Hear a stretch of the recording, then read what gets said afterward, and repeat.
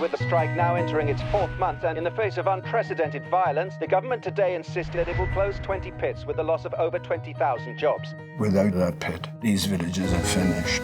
Mining communities are being bullied just like we are. What they need is cash. Yeah, because the miners have always come to our aid, haven't they? It doesn't matter. It's the right thing to do. The story of the miners' strikes are pretty well documented, but this aspect of it has kind of flown under the radar, and I wasn't aware of it at all. Were you aware of it before you read up on it? Not at all. And none of the cast were actually. Very few of us knew the story at all. And I asked when we shot down in Wales, I asked them, had they heard the story? And very few people had. A couple of people had, but not to the extent that they will now.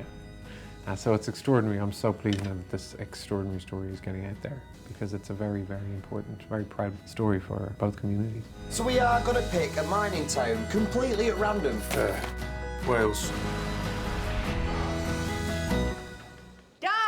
Your gays have arrived! Actually, the first time I read it, I didn't know it was based on a true story till the very end, so it really made me cry even harder as I was going through the script, because it just adds such an element to it, knowing that this actually happened, these people exist, you know, and it's just an amazing thing to be part of. And from our point of view, you know, we'd waited a long time for the story to be told.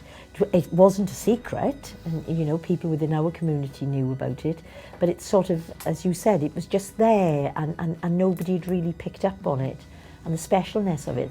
So when Stephen Beresford contacted me, and he came to Westminster and had a cup of coffee with me, you know, I just thought, this is another person who's just interested in the strike.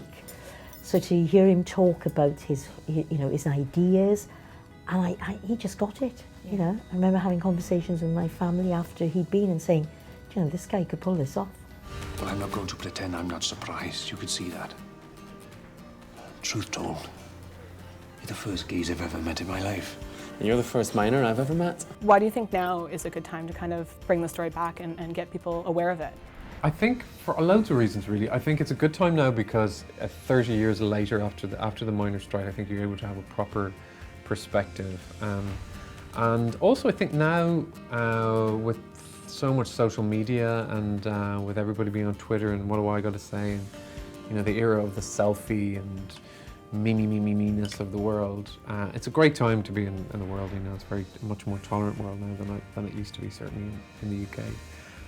But I think we're losing a slight sense of community, and that's what the film is about. It's about community and solidarity and kindness and reaching out to other people and actually thinking a little bit more about our similarities rather than our differences. This is a men-only film. Oh, don't be daft! We want to see everything, even the rubber scene.